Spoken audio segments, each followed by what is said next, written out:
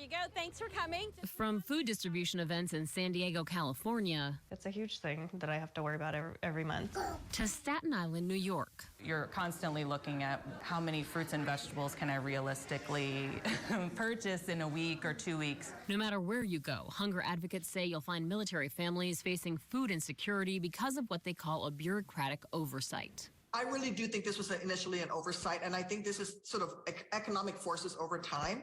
I think most Americans would be surprised to find out that 24% of all active duty service members have experienced some level of food insecurity in 2020 and 2021. It comes down to what's known as the Basic Allowance for Housing, or BAH. Those payments to members of the military offset the cost of off-base housing. It's not counted as income by the IRS or some federal assistance programs.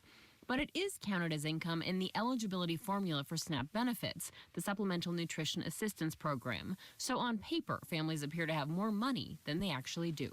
In the way in which the statutes are written around SNAP are that all of your income is included to determine your eligibility, except, and then there's a long list of exceptions. So you would have needed someone in Congress to have thought, oh, wait, the military could be eligible for this. It's help many military families say they could desperately use. It would definitely mean I could maybe stop scrimping, stop pinching every penny. Think it's an easy fix? So did Abby Liebman when it first came on her radar at a hunger conference more than 10 years ago. She met with the U.S. Department of Agriculture that administers SNAP.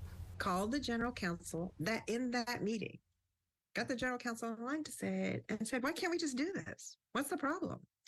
And she said, because it's a statutory requirement, and that means Congress must amend the statute. And Congress has tried multiple times without success.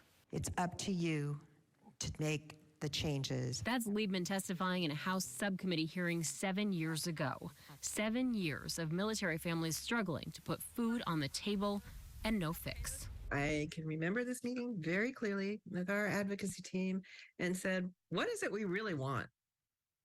What is the straightforward goal that we had? We're getting rid of the BAH as income. And we're like, okay, let's just push it.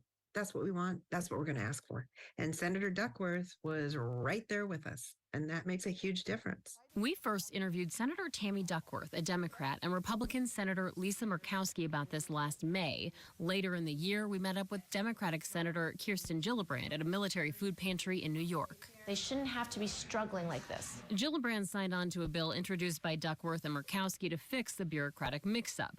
Now they're trying again. Thursday, Duckworth and more than a dozen co-sponsors introduced yet another bill, which Mazone, a Jewish response to hunger, helped craft. Senator Duckworth tells Scripps News this new bill is straightforward and directly aimed at the statutory language of the SNAP program. And it brings that program back in line with other federal programs like the IRS or the WIC programs, which do not consider your basic allowance for housing as income. And so this actually is a nice, simple fix. It takes the onus off of DOD. It puts it back, because this is a hunger issue, back within the Department of Agriculture and the SNAP program. And we will be able to fix this problem permanently, as opposed to something that could potentially sunset. Do you feel confident that this straightforward bill will get through this time? I really do. We worked out a lot of the misconceptions through the NDA process for the last 2 years. And so now the folks, I have Republicans who voted to do this in the past, and I can come back to them and say, okay, now let's fix the problem permanently so that we don't have our military men and women worried about whether or not their families are going to eat tonight. And more broadly, Duckworth wants to look at military pay as a whole, because she says the nature of the military has changed. So many of the men and women at all levels, at all ranks, are actually older. They're actually married. They actually have children.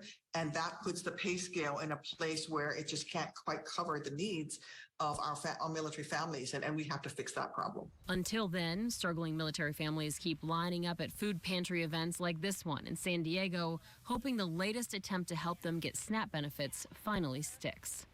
Maritza Giorgio, Scripps News.